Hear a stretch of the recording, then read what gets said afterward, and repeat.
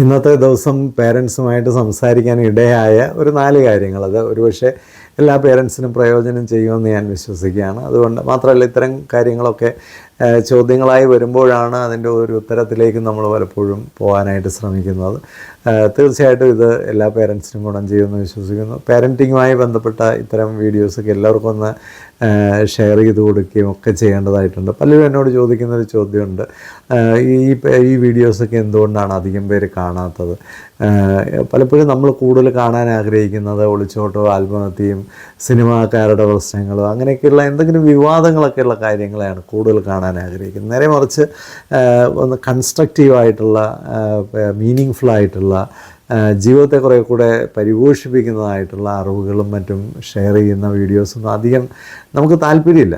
പ്രിയപ്പെട്ട എല്ലാവരോടും എനിക്ക് പറയാനുള്ളത്, നിങ്ങളെല്ലാവരും നിങ്ങളുടെ കോൺടാക്ട്സിലും നിങ്ങളുടെ ഫ്രണ്ട്സിനും ഇടയിലൊക്കെ ഇതൊന്ന് ഷെയർ ചെയ്ത് കൊടുക്കുകയും ഇത്തരം കാര്യങ്ങളിലൂടെ കൂടുതൽ കേൾക്കാനും കാണാനും ഒക്കെ അവസരങ്ങളുണ്ടാകും. നമ്മുടെ മനുഷ്യരുടെ സന്തോഷവും മനുഷ്യരുടെ ഡെവലപ്മെൻറ്റും കുറച്ചുകൂടി ഉയർത്തിക്കൊണ്ടുവരാനായിട്ട് ശ്രമിക്കും. ഈ രംഗത്തൊക്കെ പ്രവർത്തിക്കുന്ന ഒരു സാമൂഹിക രംഗത്ത് പ്രവർത്തിക്കുന്ന ഒരാളെന്ന നിലയിൽ ഇങ്ങനെയുള്ള മാറ്റങ്ങളൊക്കെ വളരെ സന്തോഷകരമായി ലോകത്ത് കാണാൻ വേണ്ടിയാണ് ഇത്തരം കാര്യങ്ങളൊക്കെ ചർച്ച ചെയ്യുന്നത്. അത് നിങ്ങളുടെ എല്ലാവരുടെയും സപ്പോർട്ട് ഉണ്ടാവണം. ഇന്ന് 4 വിഷയങ്ങൾ ഇതിലൂടെ ഞാൻ ചർച്ച ചെയ്യുന്നു.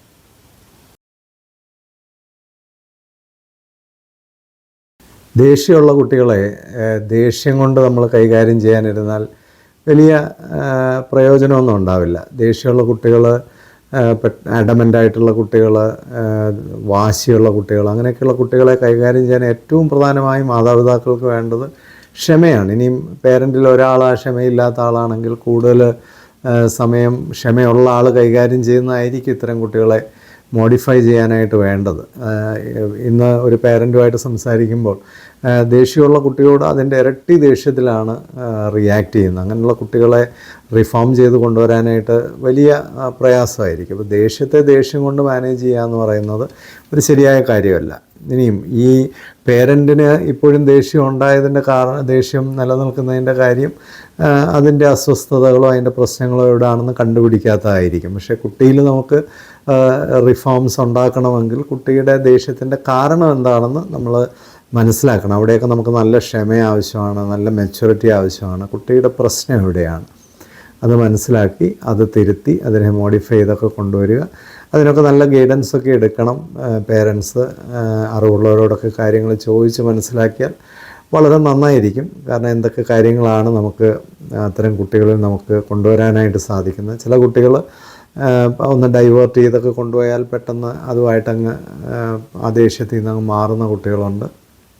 ചില കുട്ടികളുടെ ദേഷ്യത്തിന് തന്നെ കാരണം എന്തെങ്കിലും ശാരീരിക അസ്വസ്ഥതകളായിരിക്കാം. മാനസികാരോഗ്യവുമായി ബന്ധപ്പെട്ട അങ്ങനെ ദേഷ്യങ്ങളുള്ള കുട്ടികളുണ്ട്. ഇനി ഇതൊന്നുമില്ലാതെ തന്നെ ജനറ്റിക്കായിട്ട് തന്നെ അത് ഈ പേരൻറ്റിൽ അത് കാണുന്നുണ്ട്. കാരണം പേരൻറ്റിനും അതുണ്ട്. പേരൻറ്റ് പറയുന്നു പേരൻറ്റിൻ്റെ മുമ്പുള്ളൊരു പേരൻറ്റിലും ഇതുണ്ട് എന്ന് പറയുന്നുണ്ട്. അപ്പോൾ ഒരു ജനറ്റിക് ഫാക്ടേഴ്സ് ആകാം, പിന്നെ ഒരു ആരോഗ്യപരമായ അന്തരീക്ഷത്തിൽ കുട്ടി വളരാത്തതിൻ്റെ പ്രശ്നങ്ങളാകാം. എന്തായാലും നമുക്ക് ദേഷ്യമുള്ള കുട്ടികളെ ദേഷ്യം കൊണ്ട് മറികടക്കാൻ കഴിയില്ല. വളരെ സ്നേഹത്തോടെ പോസിറ്റീവായി അവരിൽ ചേഞ്ചസ് കൊണ്ടുവരാനായിട്ട് ശ്രമിക്കുക. വേറൊരു പ്രശ്നം ഇന്ന് സംസാരിച്ച ഒരു കാര്യമാണ് ഇന്നത്തെ പേരൻസുമായിട്ടുള്ള ചില ഇൻട്രാക്ഷൻസിൻ്റെ ഇടയിൽ വന്ന ചില കാര്യങ്ങൾ ഇന്നത്തെ വീഡിയോയിൽ സംസാരിക്കുന്നു എന്നുള്ളതേ ഉള്ളൂ. മൂത്ത കുട്ടി ഇളയ കുട്ടിയും തമ്മിലുള്ളൊരു കമ്പാരിസനാണ്. മൂത്ത കുട്ടിയെല്ലാം പറഞ്ഞാൽ കേൾക്കും, മൂത്ത കുട്ടിയെല്ലാം പറയുന്നത് പോലെ ചെയ്യും, കറക്റ്റായിട്ടിരുന്ന് പഠിക്കും. അതിൻ്റെ നേരെ വിപരീതമാണ് ഇളയ കുട്ടി. സ്വാഭാവികമായിട്ട് അങ്ങനെയൊക്കെ സംഭവിക്കാം. കാരണം മൂത്ത കുട്ടി എന്ന് പറയുന്നത് പിന്നെ അച്ഛനും അമ്മയൊക്കെ വളർത്താൻ അറിയാൻ വയ്യാത്ത സമയത്ത് പിന്നെ ഒരു പരീക്ഷണമൊക്കെ നടത്തി വളർത്തിക്കൊണ്ടുവന്ന കുട്ടിയാണ്, ആദ്യത്തെ കുട്ടിയാണ്. അന്നേരം തന്നെ നമ്മൾ ഇച്ചിരി ഓവർ കെയറിങ് ഒക്കെ കൊടുത്തിട്ടുണ്ടായിരിക്കും. ആ കുട്ടി നമ്മൾ പറയുന്നതെല്ലാം കേൾക്കുന്നത് ആ കുട്ടി ഒരു വലിയ ഇൻ്റലിജൻറ്റ് കുട്ടിയായതുകൊണ്ടോ ഭയങ്കര ഒരു മിടുക്കുള്ളത് കൊണ്ടോ മാത്രം ആയിരിക്കണമെന്നില്ല. ഒരു പേടിയൊക്കെ ഉള്ളൊരു കുട്ടിയായിരിക്കും. കുറച്ചുകൂടെ പിന്നെ പറഞ്ഞാലൊക്കെ കേൾക്കുന്നതിൻ്റെ ഒരു കാരണം ആ കുട്ടി ഇച്ചിരി പേടിയൊക്കെ ഉള്ള കുട്ടിയായിരിക്കാം. അതുകൊണ്ട് നമ്മൾ പറയുന്നതൊക്കെ അനുസരിക്കുന്നുണ്ടായിരിക്കാം, പഠിക്കുന്നുണ്ടായിരിക്കാം. രണ്ടാമത്തെ കുട്ടി വന്നപ്പോഴത്തേക്ക് എന്ത് സംഭവിക്കുന്നു? പേരൻസ് ഇച്ചിരി മെച്ചുവേർഡായി അവരുടെ ശ്രദ്ധയൊക്കെ ഈ 2 കുട്ടികളുമായിട്ട് ഡിവൈഡ് ചെയ്തിട്ടുണ്ട്. അപ്പോൾ സ്വാഭാവികമായിട്ടും മാത്രമല്ല ഈ മൂത്ത കുട്ടി ഇങ്ങനെ എല്ലാം കേൾക്കുന്നത് ഈ ഇളയ കുട്ടിക്ക് അത്ര ഇഷ്ടമൊന്നും ഉണ്ടാവണമെന്നില്ല. അപ്പോൾ ഇളയ കുട്ടി വേറൊരു രീതിയിൽ വളർന്നു വരുന്നു. അതിൻ്റെ ജെനറ്റിക്സ് ചിലപ്പോൾ വേറെ ആയിരിക്കാം. കാരണം പിന്നെ അച്ഛൻ്റെയോ അമ്മയുടെയോ ഒക്കെ ക്വാളിറ്റി ആയിരിക്കാം കുട്ടികളിൽ വരുന്നത്. അത് എപ്പോഴും അച്ഛൻ്റെ തന്നെ വരണമെന്നോ അമ്മയുടെ തന്നെ വരണമെന്നോ ഇല്ലല്ലോ. അപ്പോൾ സ്വാഭാവികമായിട്ടും രണ്ടാമത്തെ കുട്ടി ഡിഫറൻ്റാണ്. രണ്ടാമത്തെ കുട്ടി ഡിഫറൻ്റ് ആയിരിക്കണം. ഓരോ കുഞ്ഞുങ്ങളെയും നമുക്ക് ഈശ്വരൻ തരുന്നത് ഓരോരോ പർപ്പസിന് വേണ്ടിയാണ്. അവരൊക്കെ ഓരോരോ കാര്യങ്ങളിൽ എത്താൻ വേണ്ടിയാണ്. അപ്പോൾ എല്ലാ കുട്ടിയും ഫോട്ടോ കോപ്പി പോലെ ഇരിക്കണം എന്ന മാതാപിതാക്കളുടെ ആഗ്രഹം ശരിയല്ല. രണ്ടാമത്തെ കുട്ടി എന്താണോ അതിനനുസരിച്ച് രണ്ടാമത്തെ കുട്ടിക്ക് വേണ്ട പാരൻറ്റിങ് ഓർഗനൈസ് ചെയ്യുക. ആ കുട്ടിയുടെ ആവശ്യങ്ങളും ഒക്കെ മനസ്സിലാക്കി അതിനെ പാരൻ്റ് ചെയ്യുക. പലപ്പോഴും ചോദിക്കുന്നൊരു ചോദ്യമുണ്ട്, ഏത് പാരൻറ്റിങ് ആണ് നല്ലത്? അങ്ങനെ ഒരു പാരൻറ്റിങ് ഇല്ല. നമ്മുടെ കുട്ടിക്ക് എന്താണോ വേണ്ടത് അത് കൊടുക്കുന്നതാണ് നമ്മുടെ നല്ല പാരൻറ്റിങ് എന്ന് പറയുന്നത്. അപ്പോൾ ഈ രണ്ട് കുട്ടികളെയും തമ്മിലൊരു താരതമ്യമൊന്നും ആവശ്യമില്ല. മൂത്ത കുട്ടിയുടെ രീതിയിൽ വളരട്ടെ, രണ്ടാമത്തെ കുട്ടിയുടെ രീതിയിൽ വളരട്ടെ. ഇനിയും അതിനിടയിൽ ഒരു കാര്യവും പറഞ്ഞു, മൂത്ത കുട്ടി ഇതൊക്കെ പഠിക്കുകയൊക്കെ ചെയ്യുമെങ്കിലും പരീക്ഷയ്ക്കൊക്കെ പോകുമ്പോൾ ഭയങ്കര പേടിയാണ്. രണ്ടാമത്തെ ആൾ പഠിച്ചില്ലെങ്കിൽ പോലും അവന് ഒരു പേടിയില്ല. അപ്പോൾ ഇതിലൊക്കെ ചില ഗുണങ്ങളും ദോഷങ്ങളും ഒക്കെ ഉണ്ടെന്നും കൂടെ പേരൻസ് മനസ്സിലാക്കുന്നത് വളരെ നന്നായിരിക്കും. വേറൊരു പേരൻറ്റുമായിട്ടൊന്ന് സംസാരിച്ച ഒരു കാര്യം എന്ന് പറയുന്നത്, ചെറിയ പ്രായത്തിൽ ഉണ്ടായിരുന്ന ആങ്സൈറ്റി. 10ാം ക്ലാസ്സിലൊക്കെ പഠിക്കുമ്പോൾ ഭയങ്കര ആങ്സൈറ്റി ആയിരുന്നു. പക്ഷേ 10ാം ക്ലാസ്സിൽ എന്നിട്ട് മാർക്കൊന്നും കുറഞ്ഞില്ല. 12ൽ വന്നപ്പോഴും അതേ ആങ്സൈറ്റി ഉണ്ടായി. പക്ഷേ 12ൽ ഭയങ്കരമായിട്ട് മാർക്ക് കുറഞ്ഞു പോവുകയും നല്ലൊരു അഡ്മിഷനൊക്കെ കിട്ടാതെ പോവുകയൊക്കെ ചെയ്ത ഒരാളാണ്. ഇപ്പോൾ ഒരു 30-35 വയസ്സുള്ള ഒരാളാണ്. പക്ഷേ ഇപ്പോഴും മാനസികമായ വലിയ അസ്വസ്ഥതകളും പ്രയാസങ്ങളും അലട്ടുന്നു. അപ്പോൾ ഇതിൽ നമ്മൾ മനസ്സിലാക്കേണ്ട ഒരു കാര്യം, ചെറിയ പ്രായത്തിൽ കുട്ടികളിലൊക്കെ കാണിക്കുന്ന ആങ്സൈറ്റിയും പേടിയും സ്ട്രെസ്സും ഒക്കെ വളരുമ്പോൾ അങ്ങ് ഇല്ലാതാവത്തൊന്നുമില്ല. അനുകൂല സാഹചര്യങ്ങളൊക്കെയാണ് പിന്നീട് കിട്ടുന്നതെങ്കിൽ ചിലപ്പോൾ അതത്ര പ്രശ്നമായിട്ട് പുറത്തേക്ക് വരണമെന്നില്ല. പക്ഷേ എന്നാലും അതൊക്കെ അസ്വസ്ഥതകൾ സൃഷ്ടിക്കുന്നുണ്ട്. ഇനി അനുകൂലമല്ലാത്ത സാഹചര്യങ്ങളൊക്കെ ഭാവിയിലുണ്ടാകുമ്പോൾ ചിലപ്പോൾ ജോലിയിൽ സ്ട്രെസ് ഉണ്ടാവുക, അല്ലെങ്കിൽ വിവാഹ ജീവിതത്തിൽ ഒരിച്ചിരി കൺസ്ട്രെയിൻസ് ഉണ്ടാവുക ഒക്കെ ചെയ്യുമ്പോൾ നമ്മളിലെ ഈ വൾണറബിലിറ്റീസ് എല്ലാം പുറത്തു വരും. ഇപ്പോൾ എപ്പോഴും നമ്മൾ ചെറിയ പ്രായത്തിൽ തന്നെ നമുക്കുള്ള അസ്വസ്ഥതകളും പ്രയാസങ്ങളും ഒക്കെ അന്നേരം എങ്ങനെയെങ്കിലും ഒപ്പിച്ച് വയ്ക്കാനായിട്ട് ആരും ശ്രമിക്കരുത്. കാലമൊക്കെ മാറി. നമ്മൾ ഇന്നത്തെ കാലത്ത് മാനസികാരോഗ്യ വിദഗ്ധൻ്റെ അടുത്ത് പോവുകയും കൗൺസിലേഴ്സിൻ്റെയും സൈക്കോളജിസ്റ്റിൻ്റെയും ഒക്കെ അടുത്ത് പോവുകയും ഹെൽപ്പ് എടുക്കുകയും ഒക്കെ ചെയ്യാൻ പറ്റുന്ന ഒരു പോസിറ്റീവ് സാഹചര്യം നമ്മുടെ സമൂഹത്തിലുണ്ട്. എല്ലാവരും തന്നെ അതൊക്കെ ഉപയോഗപ്പെടുത്തണം. ഇപ്പോൾ ആത്മഹത്യകളൊക്കെ കൂടുന്നു എന്ന് പറയുമ്പോൾ ഇത് നമുക്കതൊക്കെ ഇല്ലാതാക്കാനുള്ള ഏറ്റവും നല്ല മാർഗം എന്താണ്? ചെറിയ പ്രായത്തിലെ മാനസിക ആരോഗ്യം മെച്ചപ്പെടുത്തിയെടുക്കുക, ആരോഗ്യത്തിന് വേണ്ടി പ്രവർത്തിക്കുക. അസുഖങ്ങളുടെ പുറകിനല്ല പോകേണ്ടത്, അല്ലെ അസുഖം ആയിക്കഴിഞ്ഞിട്ട് പോകാനായിട്ടല്ല.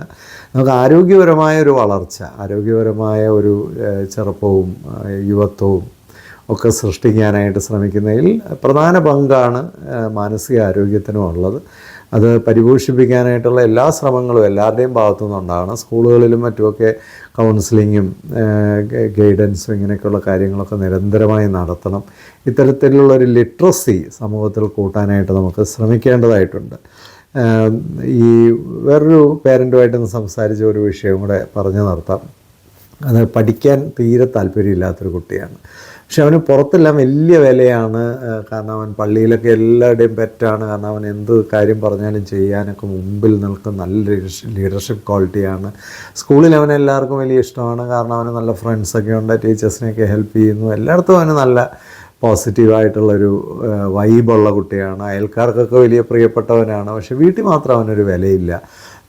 അത് കാരണം എന്നാന്ന് വെച്ചാൽ വീട്ടിൽ ഈ പഠിത്തവുമായി ബന്ധപ്പെട്ട കാര്യങ്ങളിൽ മാത്രമാണ് ചർച്ച വരുന്നത്. അപ്പോൾ വീട്ടിൽ തീരെ വിലയില്ലാത്ത ഒരാൾ, പുറത്തെല്ലാം ഒരുപാട് വില ഉള്ള ഒരാൾ. അപ്പം ഇതിൻ്റെ ഒരു അപകടം എവിടെയാണെന്ന് ചോദിച്ചാൽ, വീട്ടിൽ വില കിട്ടാതെ വരുമ്പോൾ പുറത്തൊക്കെ പോയി എവിടെയൊക്കെയാണ് അംഗീകാരവും സ്നേഹവും ഒക്കെ കിട്ടുന്നത് അതൊക്കെ അന്വേഷിച്ച് പോവുകയും അത്തരം ഇടങ്ങളിലൊക്കെ കൂടുതൽ സമയം വ്യാപൃതമാവുകയൊക്കെ ചെയ്യുമ്പോൾ ചിലപ്പോൾ ഇന്നത്തെ സാമൂഹിക സാഹചര്യങ്ങളൊന്നും അത്ര സേഫ് അല്ലാത്തതുകൊണ്ട് പല ചതിക്കുഴികളിലും പല കുഴപ്പങ്ങളിലും പല അനാവശ്യ കാര്യങ്ങളിലൊക്കെ പോയി ഇടപെടാനുള്ള സാധ്യത വളരെ കൂടുതലാണ്. നേരെ മറിച്ച് വീട്ടിൽ തന്നെ അവൻ എന്തായാലും പഠിക്കാൻ ഇച്ചിരി പുറകോട്ടാണ്, കുഴപ്പമില്ല.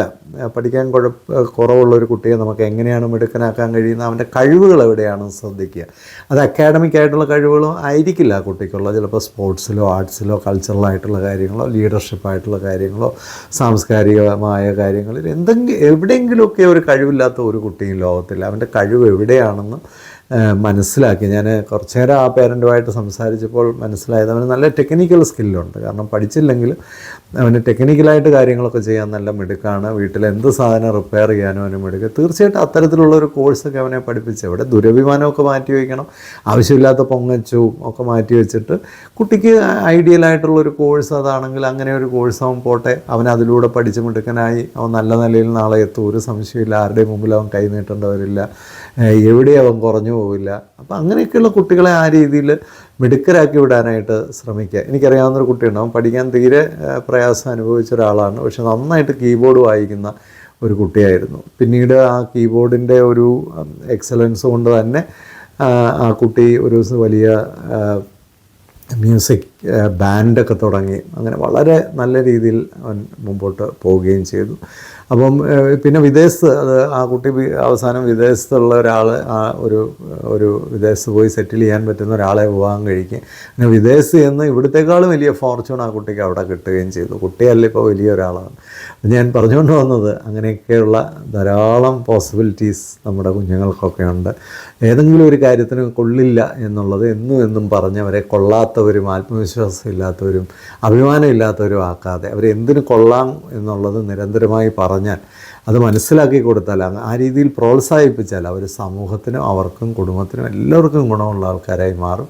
ആരും മോശപ്പെട്ട ആൾക്കാരല്ല, എല്ലാവരിലും സാധ്യതകളുണ്ട്. അത് വിശ്വസിച്ച് ക്ഷമയോടെ സ്നേഹത്തോടെ നമുക്ക് കുട്ടികളോട് ഇടപെടാം. ആരെയും ചെറുതാക്കാനല്ല നമ്മുടെ വിദ്യാഭ്യാസവും പാരൻറ്റിങ്ങും ഒക്കെ ശ്രമിക്കേണ്ടത്, എല്ലാവരെയും വലുതാക്കാനാണ് ശ്രമിക്കേണ്ടത്. അതിന് കുറച്ച് തിരുത്തലുകളൊക്കെ ആവശ്യമാണ്. പഴയ രീതികൾ ഇനി അവലംബിച്ച് പോകരുത്. പുതിയ കാലഘട്ടം, പുതിയ മനസ്സിലാക്കലുകൾ, പുതിയ ജ്ഞാനമൊക്കെ നമ്മളെ നയിക്കട്ടെ. എല്ലാവർക്കും സന്തോഷകരമായ ജീവിതം ആശംസിക്കുന്നു. Thank you so much.